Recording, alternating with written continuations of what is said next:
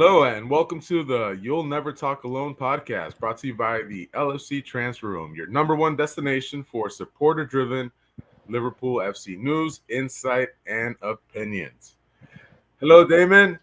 Very happy to kick this off with you. Of course, before I even get there, of course, my name is Rigo Gomez. I'm one of your co-hosts for the You'll Never Talk Alone podcast, joined as always by my buddy, my friend, and my brother in Liverpool, Damon Carr. How are you, Damon?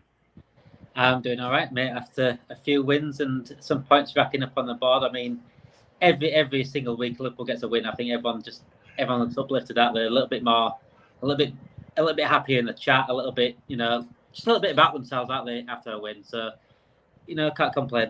This again, like Rigo just said, this is our first episode of the You'll Never Talk Alone podcast. So please give us a chance, and I'm sure you will like it, and I'm sure you will listen to more. Hey, if you are enjoying this podcast, there's some things you can do to help. Leave a review and rate it 5 stars. Share with your friends, family, colleagues, and head over to our YouTube channel if you want to watch the video version. Now, on to the rest of the podcast. Definitely. And our goal for this podcast is to mainly be a conversation between two Liverpool-loving guys, and we'll of course have guests on every so often as well to share their insight and passion for footy as well as Liverpool.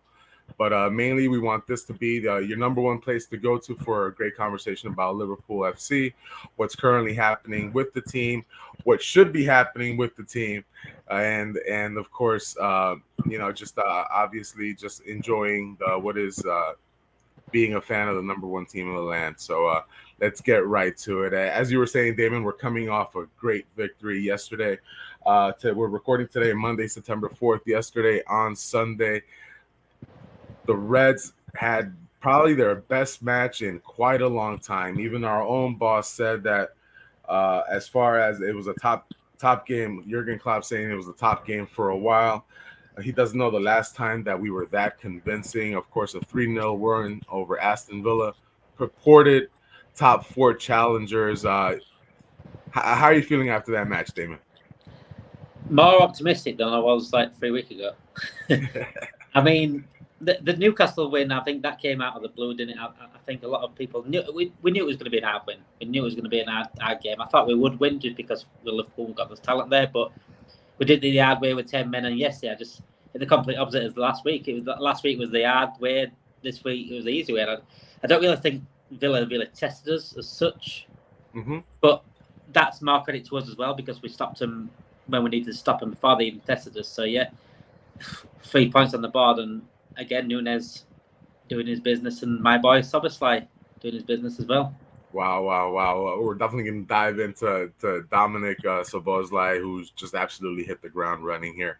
But as far as yesterday's match, of course, 3-0. We haven't been in control for such a long stretch and forever. For the last half hour of the match, we were just on cruise control. But to get us quite started on the great front foot, 3 minutes into the match, coming off a corner, Dominik Szoboszlai with his left foot just absolutely whipped it into the far corner. Your thoughts when that goal went in? Did you even believe what you were seeing? It looked like an optical illusion to me. You know what? I'd be lying if I said that I didn't believe what I was seeing, because I knew what I was getting with this guy. I knew what we were buying. A guy. People say I've been following this guy for ages. This is one guy I've been following for like 3-4 years. Me and my mate have been talking about him for quite a long time now. I didn't think we'd ever be in for him. We've never been rumored to be in for him. We've been rumored to so many midfielders. Szoboszlai's never ever come across. I've never think I've ever been able to write about him ever. But when he came across and we got him in, I was absolutely ecstatic because I knew what he would bring. Not only does he bring energy, not only does he bring technique, but shots like that yesterday. We haven't seen that since you're talking Coutinho and Gerrard. We haven't seen that. We've not had maybe Trent every now and then to shoot from outside box, but not often enough. And that, growing up being a Liverpool fan, shouting Gerrard in the park, shouting, that hit that he used to do, and used to be Gerrard or Lampard, didn't it? And then, but also Gerrard with me. Have someone like that again. It's going to be great for kids to have someone like that again. I don't know how you're going to shout Szoboszlai Dom. It's not the easiest name to start shouting. I think you started shouting that in Park. I think someone will be ringing 999 to get them sorted out. But yeah, it's one of those that kids are going to be looking up to anyway, where they're screaming the names, when they're shouting and having a shot and things. He's got absolutely everything, and so far, I know it's only 4 games in, but he's showing exactly why we signed him and why I believe he's going to be a superstar. And I'm so glad he's got number 8. I know Keita got number 8. I think Keita had that potential to be that sort of player, but obviously injuries knackered him and a bit of inconsistency. But this guy, I'm excited to him having number 8, and no pressure on him, but just do his thing. Just do his thing. But he's just a cool cucumber. This guy, he from the day he signed, he's just like, I'm about winning. We might not be in Champions League. I want to play in Champions League, and we're gonna get there. But I knew coming into this club that I'm here to win trophies, and he's about his business. 2 man of the match awards already out of 4. Played all the full minutes of all 4 matches so far. In the 2 matches where we had red cards, he did so much running and defending along with his offensive responsibility. And I don't want to, again, punch down on a guy, but it's completely night and day between what we had on that right center mid position for the last 3, 4, 5 years compared to what we have now. We've upgraded from a Civic to an absolute just like Ferrari over here, and it's just amazing. He's just a total workhorse, does everything correctly, from defense to attacking, links up play very well, runs all over the pitch, and covers for Trent so well as well. He's just perfect for that position for us, and we couldn't ask for anything more. The only thing we can ask for, knock on wood, of course, is health for this guy. Just absolutely tremendous, and quite a bargain at £65 million compared to what other squads have been paying for players of. Not mentioning any names, no. Not mentioning names. But wow, and what a big difference that made yesterday as well. Aston Villa again, tough team.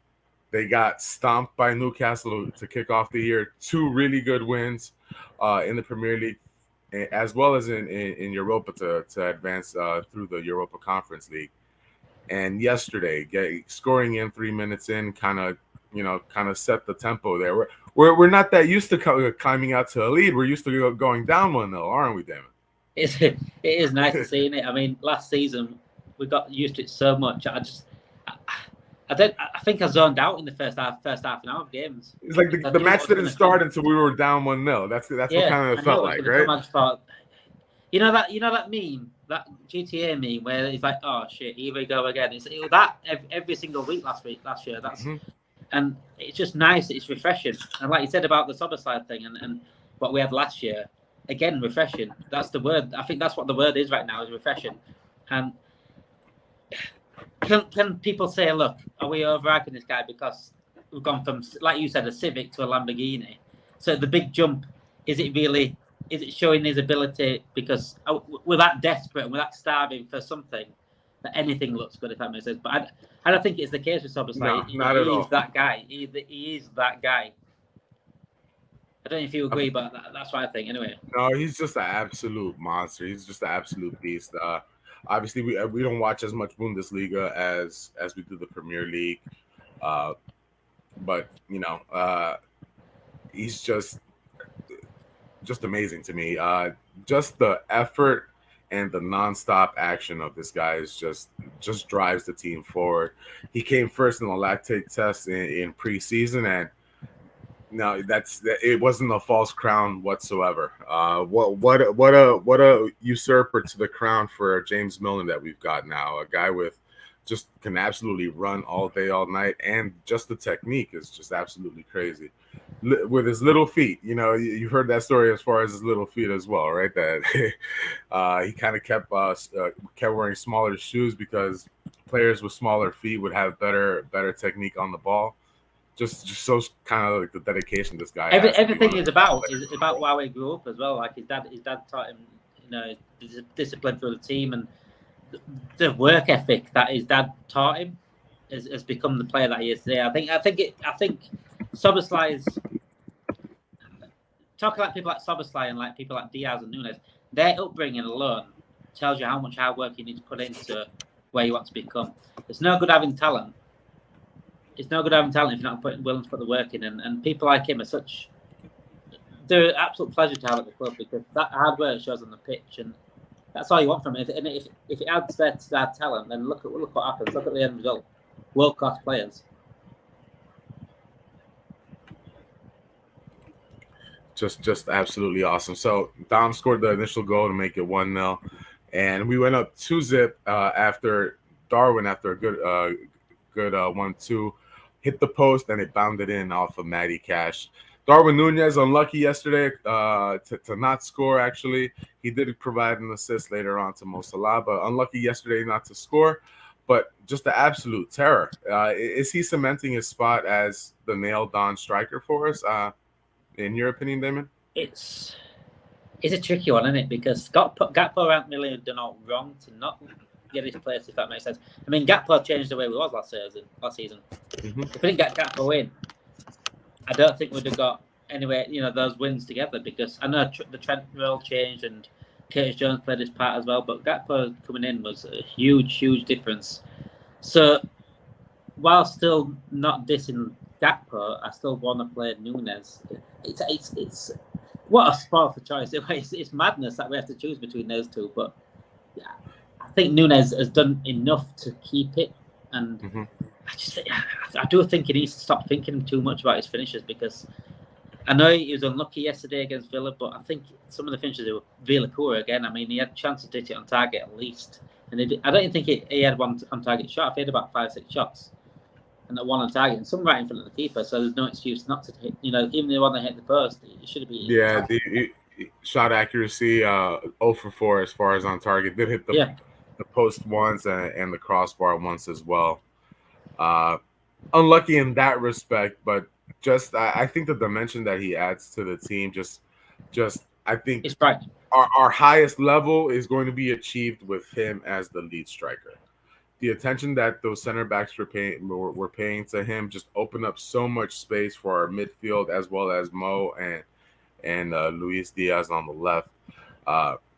And what's jumping out to me more as well is all the running he's doing on the defensive end as well. He's really pressing the ball.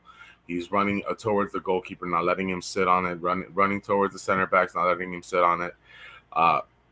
That option that we have now, we're just passing the ball over the top, whether it's Trent or when Virgil comes back, because he's a little bit better at the long ball. Just that long ball over the top provides just this factor that the defense can't sleep at all. There was quite a number of instances yesterday where we just punted it forwards, and Darwin beat his man to get his head on the ball to either get possession or get fouled in order to win us the ball up the pitch. There's always the out ball from Alisson as well. So now got Alisson is out straight out of his hands and kicking it out, and it's normally Salah, but now he's got Diaz and Núñez, and Diaz obviously missed quite a lot of last season. Diaz and Núñez onto those balls. Those defenses are going to be thinking hard, and when Szoboszlai's coming from midfield as well, even when Mac Allister's coming from midfield, they're going to be wondering what to do. I mean, I don't know about you, but do you feel like the power's back? The power, especially in the whole team, the power, the energy. I feel we're recapturing our swagger. We've been missing it for the past year, if not 2 years. That swagger that the team knows, hey, it doesn't matter what happens, we're coming out of here with points or a victory, and we're here to exert our will. Yesterday was the first time we saw that in quite some time, and it's just incredible to see. What excites me the most, obviously, goals gets the most attention, but what excites me the most about our squad is when our press is working and we're just absolutely hounding the crap out of these teams that they don't know where to go next with the ball. And we get so many goals off that, though, mate. We get so many goals off that. There's pressing numbers. If we can, again, the energy. I mean, we were pressing with likes of like Hendo and Fabinho, and they were fit and everything like that, but there's no one Szoboszlai. Not that closeout speed. That closeout speed is just crazy. compared to what we had with Nunez. And with Nunez as well, just being able to close down the spaces. Another good shout yesterday, Curtis Jones coming back after injury, just fit right in seamlessly, right into the team, got thrown right into the starters with Max sitting back as the 6th. Our press was just right on it. And as you were saying, it's going to lead to so many goals. That's what happened yesterday. We won a couple of corners and scored off of them based on just that gaining possession, having them turn the ball over, having them kick it out of bounds because they just need to stop us. And I just think we're really well set up, not excluding injuries. Where I think we can definitely challenge for the Premier League title this year, just based off what we have currently on the squad. Just absolutely awesome. So Darwin, again, incredible. I think he's done enough to stay in as a starter once we do come back from international break.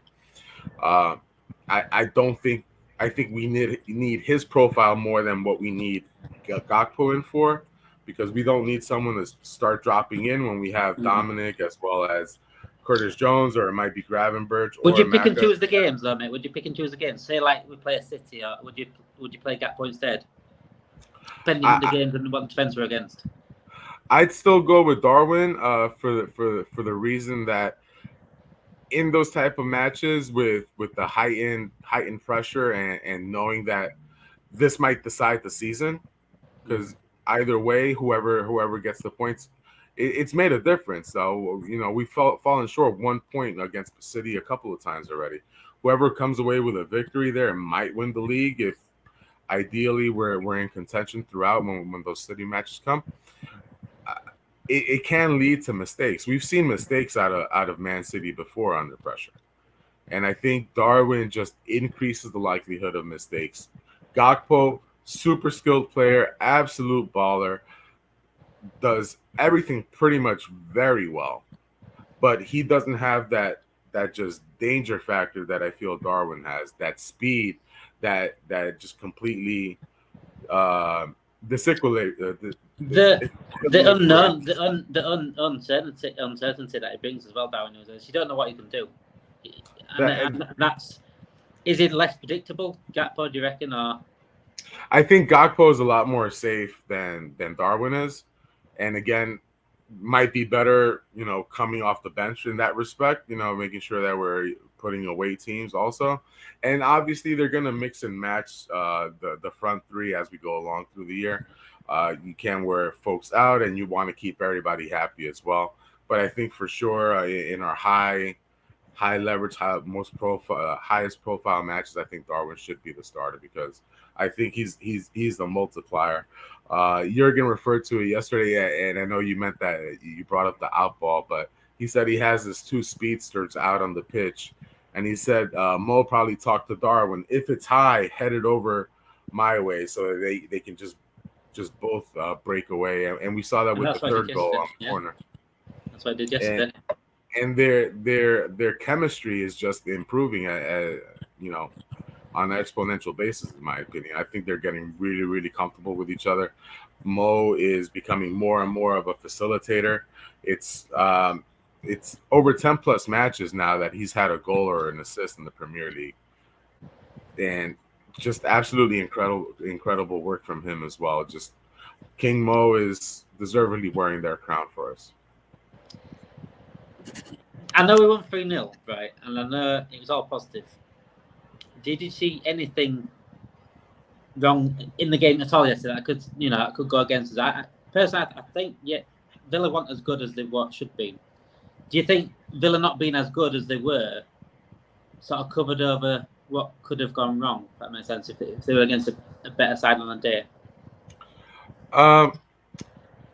Not so much. I know that they did have a couple of opportunities with mostly with Moussa Diaby running out of defenders, and one huge stop from Alisson on Matty Cash to prevent the goal. It was on the left side, wasn't it? It was left side. They were targeting Robson quite a bit. I know teams target Trent, but I thought they were targeting Robson. And they got past him quite easily at times. And I think the double pivot had worked. Yes, I would say Jones and Mac Allister, but I can't see it working every single week. That I think it worked. I don't think it would worked yesterday as well if Villa played well, if that makes sense, because they've got a strong midfield. They do with Kamara, Luis. They were playing pretty much a three in the back with wing backs with Dina and Matty Cash on the left and right side respectively. They should have been way better defensively. I felt like we carved right through them pretty easily. In attack, it almost felt like every time we pushed forward, we'd be able to score. So I not again. It's a Sunday afternoon match. I'm not sure why they wouldn't be up for a match at Anfield, especially with the expectations that have been placed on them with their summer transfer window, as well as how they closed out last year under Unai Emery.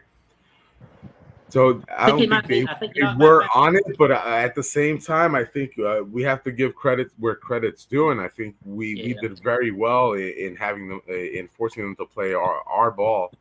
I think we did shift around a little bit.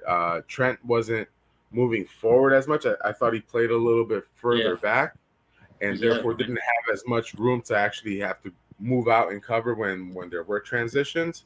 And he pretty much played quarterback from that deeper position. So he was more of the lone six than I would say of a double pivot with Mac Allister.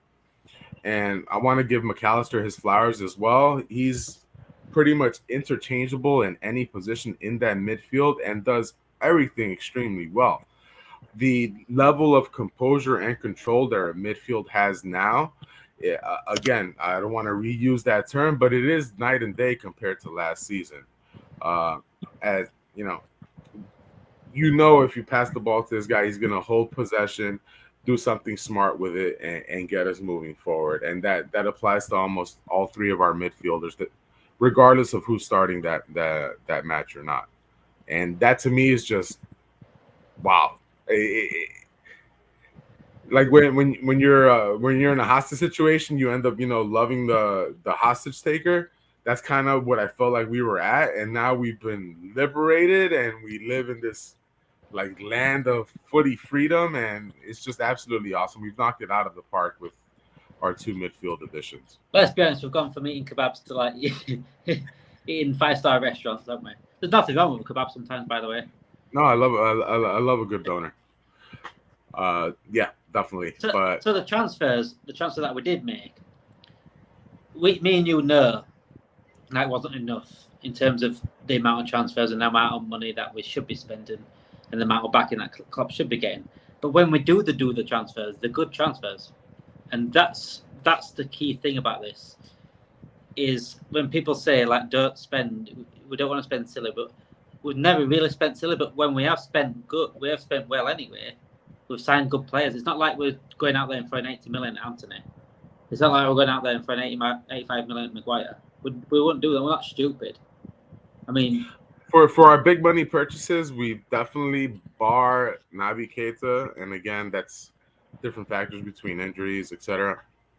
That obviously it didn't pan out as we wanted. But apart from Naby, we've knocked it out of the park with all of our big money signings. Alisson, Van Dijk. Mo Salah wasn't a big money signing, but obviously a great one. Nunez is still time on that one yet. Nunez.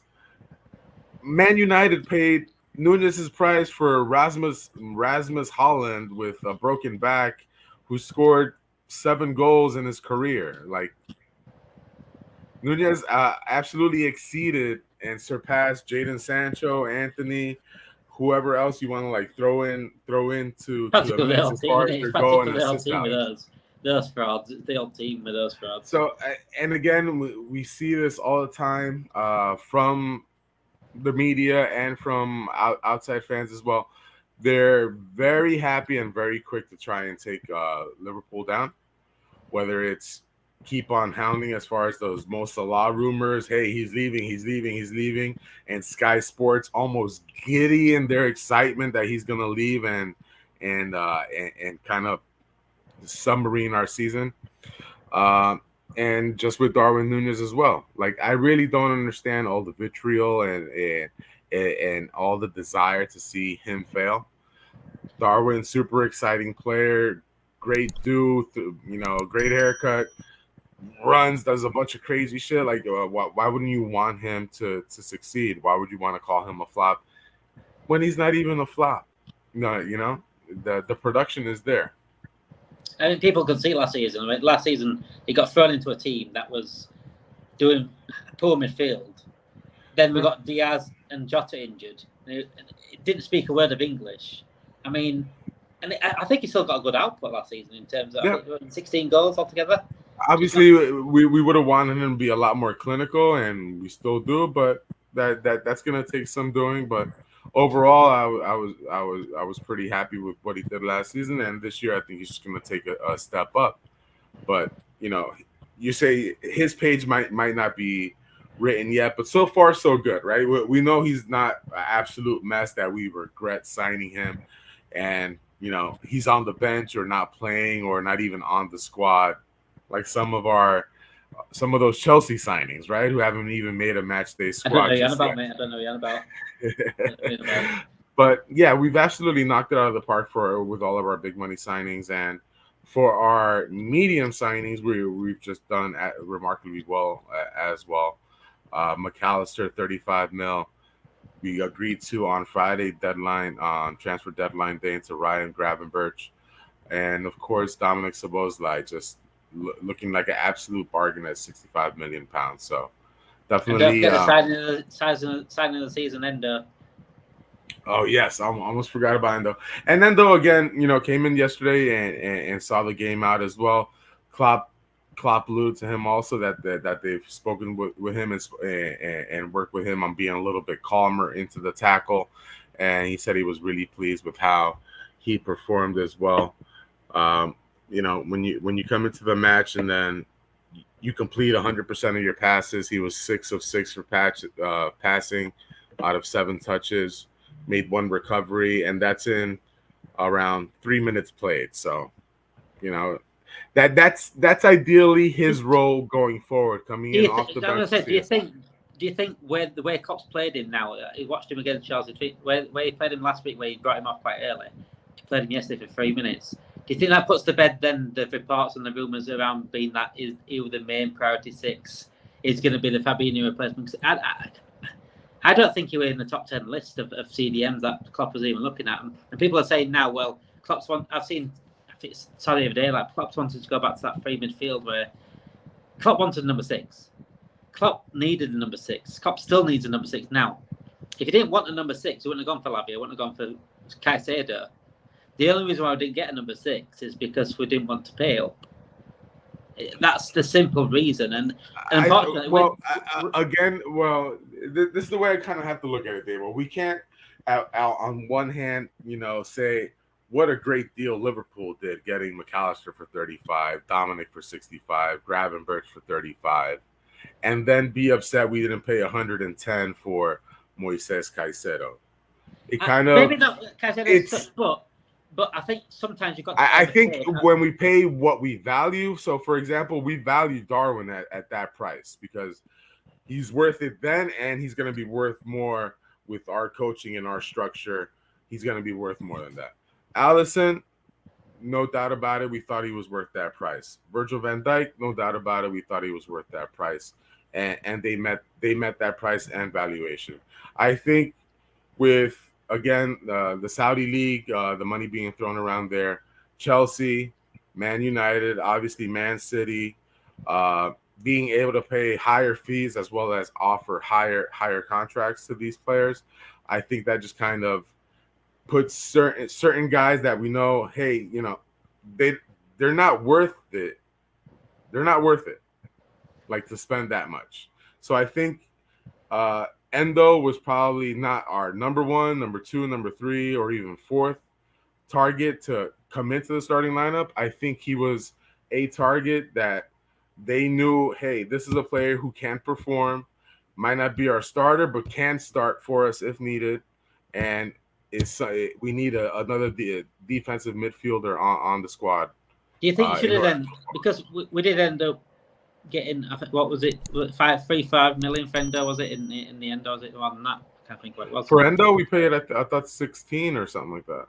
Was it that expensive? Well, that's quite expensive. We got Robertson for But less. is it again? This market has just been No, but if absolutely you think bananas. about it, though, mate, if we were literally 3, 4, 5 million short of Lavia, is it worth taking that risk and not getting in for 3, 4, 5 million more, and then I'm to go for like a panic signing like Endo, knowing that Lavia is going to be there for the next?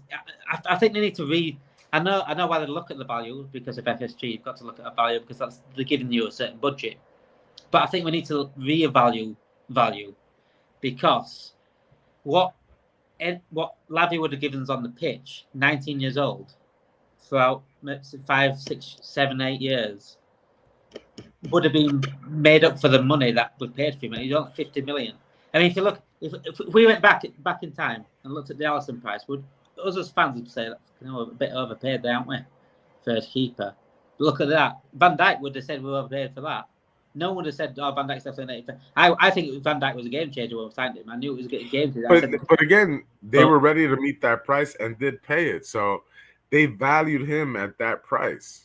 I just think that's what I'm trying to say. Like a lot more.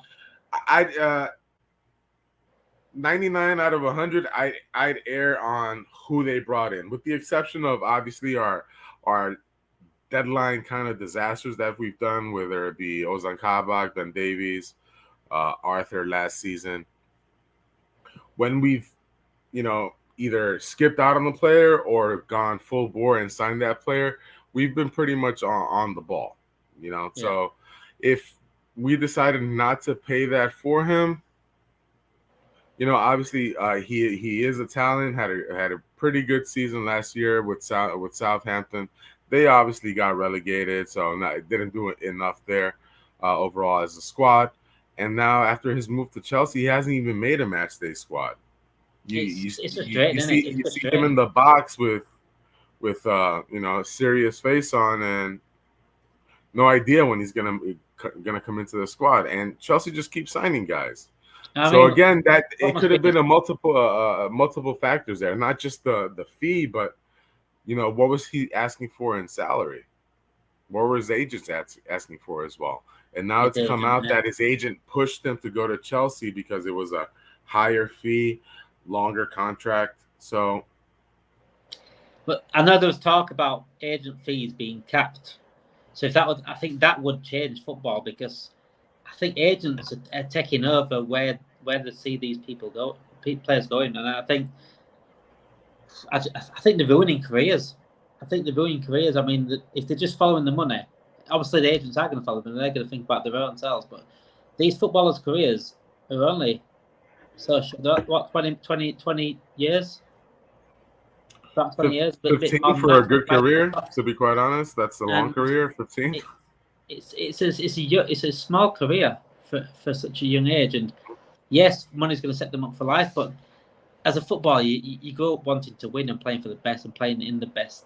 You dream of playing in the Champions League. You dream of winning the FA Cup. You dream of winning the title.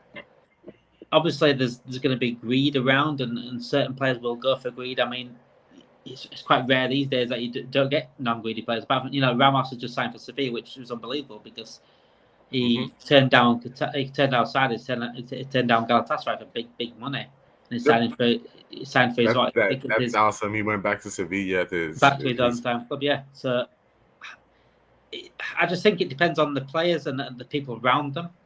The people around them are so important, and the agents have a lot to answer for what they're doing. Because so going, building on your point there, as you know, Liverpool do a lot of homework before they sign a player.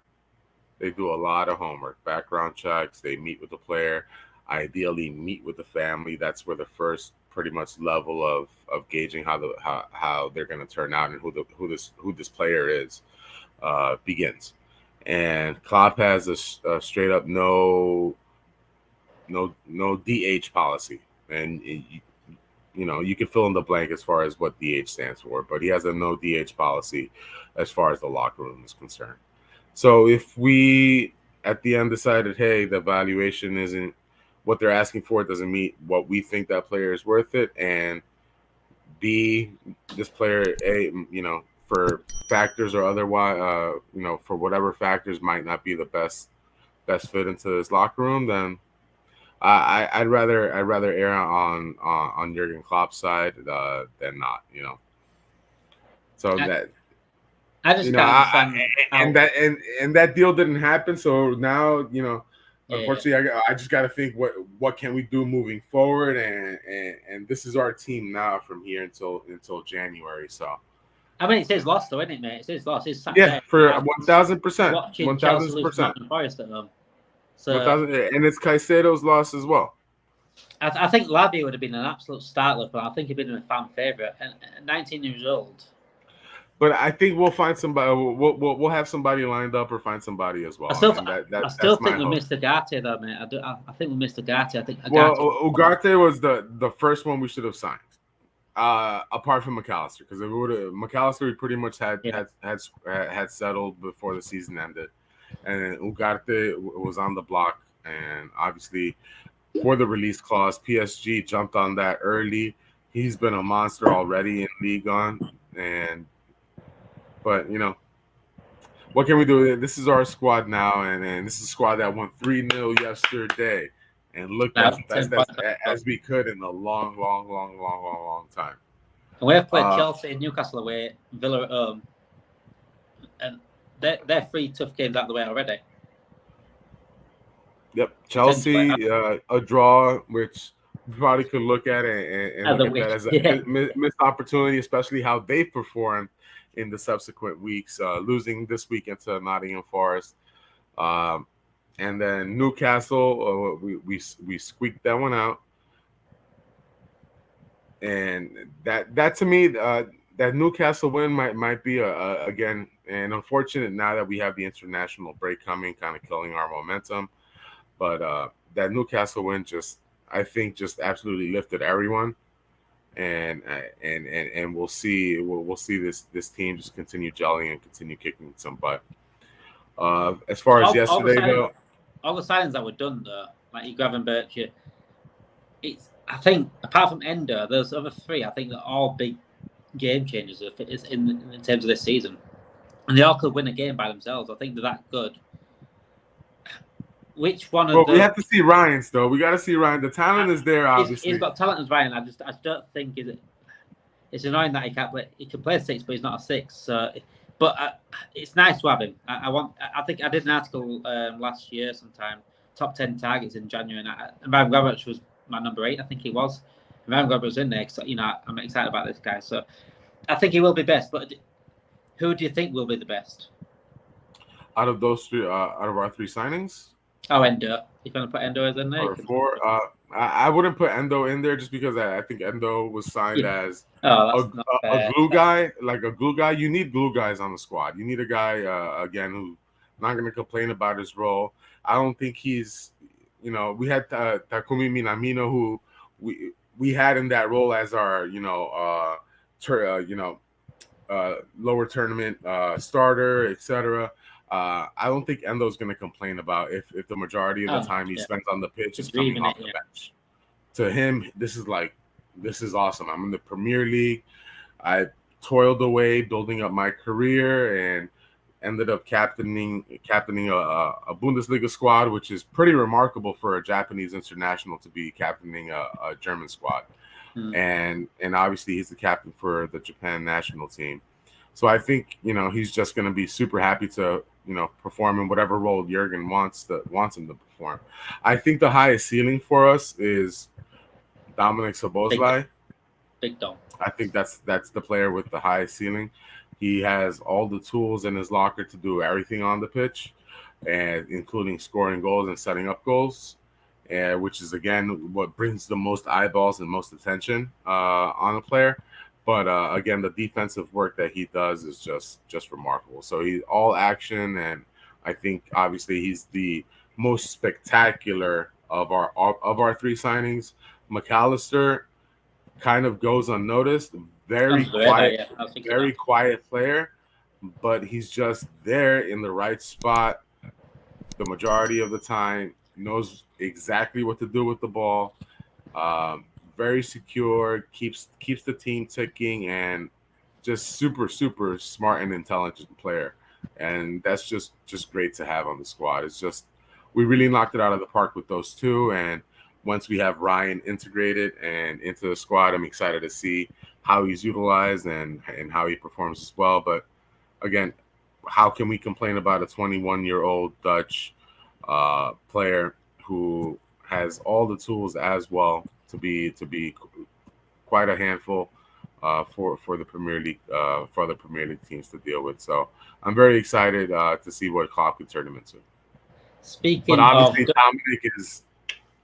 Yeah, he's in a different level at the moment, isn't he? And I think he will be a different level. And his absolute game changer. He's Gerrard-esque, as I don't want to say it, but he's Gerrard-esque, and obviously Gerrard's like the best Liverpool player of all time. So it's got that's the ceiling I'm putting him up at. Can he reach that ceiling? He could do if he really grinds down and hits it. Speaking of European transfers, speaking of Dutch transfers, being at a new podcast, being in our new You'll Never Talk Alone podcast, our first episode, I thought we'll give something different as well, just in between the madness, in between the news, in between the transfers, in between the goals, in between Man United losing, Liverpool winning. Give it something a little bit different, a little bit of like maybe a game or something like that. This week we're going to do a top 5. Me and Rigo are going to be picking our top 5 European signings. No, we're not. My bad. We're going to be picking our top 5 Klopp signings. Yep. So we're going to come up with some names. We're going to throw some names out. If you're listening, if you agree with us or not, please let us know in the reviews. And we're ranking on order of importance, obviously. Ranking on the order of that's where the argument comes into play. What do you value most? See if any of the new lads can get in there as well. Are there potential to get in there? Are they in there already? So, shall we start? I'm going to write it down here, Rigo. Shall we start with number 1? Because I think starting from number 1's easier than going back. Or do you want to start with 5? I say start with 5, and now I have to do some mathematics here. Yeah, that's what I'm saying. We've got to work out number 1. So I think top 3 is nailed on. But yes, it's just the order that we kind of have to figure the out. order of them. So the other names out there, you're talking like Robertson, Fabinho, Bobby, Mane. Bobby was here before Jurgen. He was, yes. He was Brendan Rodgers signing, wasn't he? My bad. Mane came in. Mane was the first signing, wasn't he? So Mane's got to be top 5, hasn't he? So I would say top 5. I'd rather put Fabinho in there as well, just because I think Fabinho was a game changer. Yes. A bit like Alisson and Van Dijk. No offense to Robbo, but I think if Robbo had performed last 3 seasons, he might be still up there as a shout. All right. So for my 5th choice, I'm going to go with Andy Robertson. Wow. So you're leaving Andy Robertson is going to go down as, after Trent, probably the 2nd highest assister from a defensive position. He's definitely top 6. I think he just misses out for me. He's done all the running. He's fiery leader, always ready to do whatever is needed for the team. Always has your back on the pitch. Is hilarious. When we signed Ryan Gravenberch, did you catch his quip with Virgil and Cody there? Finally, we signed a good Dutch guy. That's British banter. That's British banter. That's just. I mean, look, he's a player that makes a team a team. You know what I mean? You need guys like that in order for a team to be a team. You have these other squads that just get thrown together, player here, player from here, and supremely talented on an individual basis, these guys, but they're not a team. Andy Robertson is what allows us, along with other guys, obviously, to make it that much easier to become a team. I think I have Fabinho at 5th just because he allowed us to play where we did. I don't think we'd be able to press without Fabinho there the way we did. I think he was an Alisson sort of Van Dijk sort of signing. He was that game changer. Robertson, I'm going to give his P's. Was the best left back in the world, and probably is up there with like maybe top 3 left backs in the Premier League history. Obviously, Ashley Cole being number 1. I have Fabinho 4th. I'm trying to think who you're missing out here. You're not missing Mane out, are you? Ooh, fuck. You must be missing Mane out. So I'm going to put Fab in 4th. Unless you're changing your mind here. You must be changing what's going on here. I'll put Mane 4th.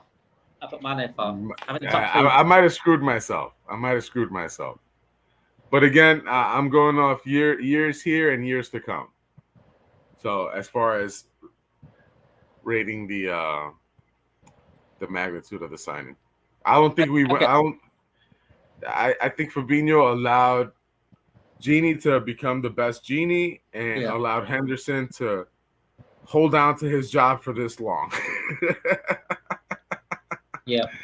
Because if Fabinho wasn't there, I think we probably would have seen Henderson leave two or 3 years ago. Definitely, because he would have been found out sooner. So Mane, also my 4th being just Mane. I think that season when he came was brilliant on the right wing, but then the season we won the Premier League, I think he was just unbelievable. I think he was one of the main reasons why we won the Premier League that season. He got some late goals in there. I just think he was just a different player. A planet like James Edmonds says, the best player in the world at the time. I mean, it could have been. That's how good he was. So, man, I think that the top three. I think we agree on the top 3 being Van Dijk, Alisson, and Salah. Is it in that order though? Van Dijk 3rd, Alisson 2nd, Salah 1st. Do you agree with that order? Yes. And again, it's by the slimmest of margins. For Mane, I'll have to put him 6th for me. So yeah, just to get Mane's name in there. And Gini would be probably 7th because Gini was just absolutely. Also, Firmino. Awesome. Oh no, Firmino's not. I keep thinking Firmino's a top signs, but not. Yeah, probably Gini. So, yes, I'd agree on that. Just because Virgil, imperious, completely made that back line what it was, regardless of who he was partnered up with for those first couple of seasons. Now needs a little bit more assistance in covering. You think if Virgil catches consistency, do you think he'd be above Alisson or not? Because I think the reason I would have Alisson and then Mohamed is we lost the whole.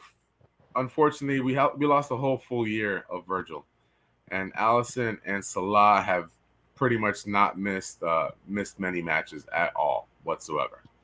And they are match winners. Yeah, consistent as the sunrise. So, yeah, and again, this is you're arguing against 3 of arguably the top players in their respective positions. Alisson, you can say he's the number 1 goalkeeper in the world. Virgil, even now, you can say he might be the number 1 center back in the whole world. And Mohamed Salah, please name me a better right winger. Yeah, one. And they don't. All 3 of them, I don't think get enough praise for the players they were and the players they currently are. So that would be my order. So I'd go.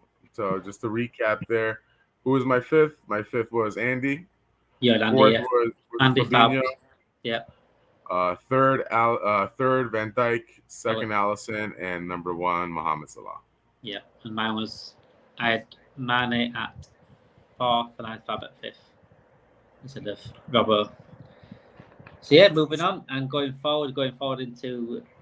Coming up this week is the international break. Yes, I know, international break. It's a boring time, but you've got the podcast to listen to if you want to listen to it. Anyway, whilst the international break is on, so keep following us and keep your notifications on your Spotify, whatever you want to, whatever audio device you're using. Make sure you listen to us, and because it keeps you going through the international break, keeps us going through the international break. 'Cause it is boring. Yes. We don't know why the international break's on 4 weeks into a season. It's just ridiculous anyway. But going forward, then after the international break, we've got Europa League and the Premier League again. We've got a fixture list coming up. Rigo. We've got Last Lens away in the Europa League. We've got Wolves away in the Premier League at the Arto kickoff. We have a supremely busy September. even when you include the international break in there. So we return back to action on Saturday, September 16th, 7:30 a.m. kickoff for me over here on the Eastern Seaboard, but for you guys over there, 12:30 p kickoff against Wolves. Wolves, little unfortunate, obviously. Beginning of the first match of the year, they lost out on the draw when the referees again gave Man United the benefit. But they're a team a little bit in flux. They just sold Mateus Nunes over to Man City. So we'll see what kind of setup they're coming in with. I think we definitely can take a win there. We're at Wolves that day, but that'd be a nice away win coming back from the break. But 5 days later, that's when we go against LASK. Do you just say Lask, or do we? I say Lask Lins. That's why I always call them. Every time I look at it, it jumps out to me as LASIK, which is the eye surgery, the corrective eye surgery, laser eye surgery that you can have. So it always throws me. It's been throwing me for a loop every time I look at the upcoming schedule. So we have Lask on the 21st. Then we're going against the Hammers on September 24th. West Ham is just looking absolutely awesome. They sold Rice and bet on these new signings. And it's working.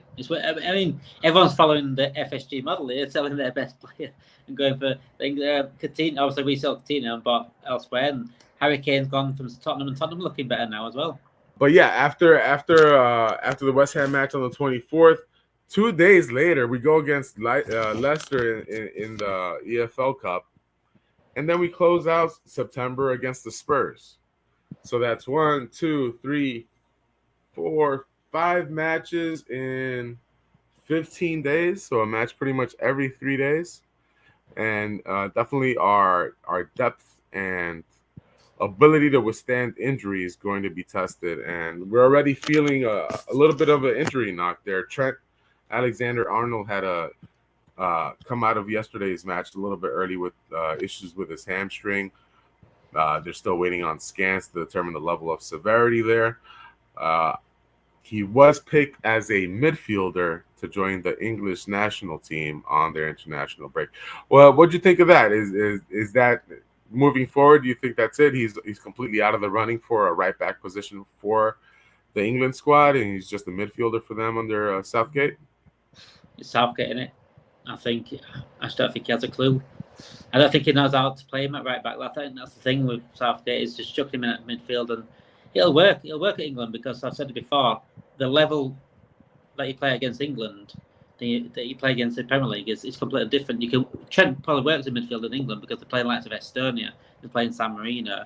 The toughest teams are playing, especially the qualifying groups, the toughest team they're playing what is possibly something like Poland in terms of qualifying groups. So I think Trent at midfield works. I think Trent can be midfield in the future, but it needs years of practice. And midfield, it's a completely different mindset to right back and defence, because if you think Trent can't defend defence, then he's got no chance in midfield, because you need to be on it defensively. And if you create gaps in midfield, it's worse than creating gaps at right back, if I'm honest, because at least right back, all they could do is cross it in. Create gaps in midfield.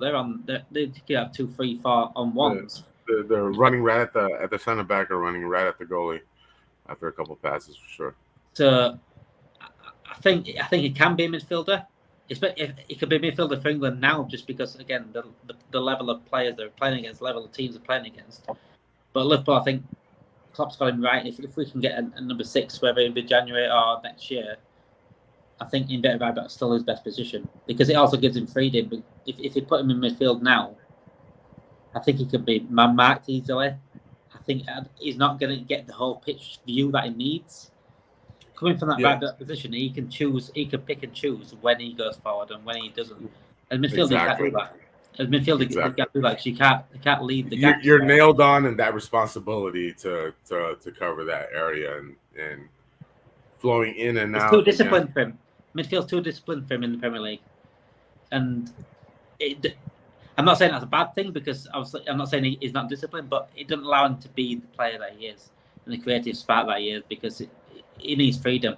At times you see him on the left back position, he won't do that in the midfield because Klopp would be like, why are you leaving that position? And yesterday, I felt like he was sitting a little bit deeper. I didn't feel it was so much of a double pivot as him playing more of that lone center mid role, and he was just able to pretty much carve out Aston Villa yesterday. So I think that's what you need to do, though, mate. I think that's what you need to do is pick and choose the games. He does start going forward a bit more often. Like against Aston Villa, you're not going to be able to do that because they've got some good wingers. And again, throughout the match, you can just mix it up as well. Keep them on their toes and offer them different looks. And that's one thing definitely to be excited about. Not only within our starters, but the options that we have off the bench allow us to kind of change tactics, change formations, and change modes of attacking the other team. So very, very exciting things. You couldn't ask for a better way to go on break than a 3-0 victory. So thank you for everyone listening to today's podcast. This is our episode 1, like I said earlier. Episode 1 of the You'll Never Talk Alone podcast. Please like, subscribe, and leave a review for the podcast, whether you like it or not. Leave whatever review, 1 star, 2 stars, up to 5 stars. 5 stars would be nice. 5 stars would definitely be nice. All our podcasts are available on every single audio platform, from Spotify to Apple Music. And just don't forget, Reds, do not forget, you'll never talk alone.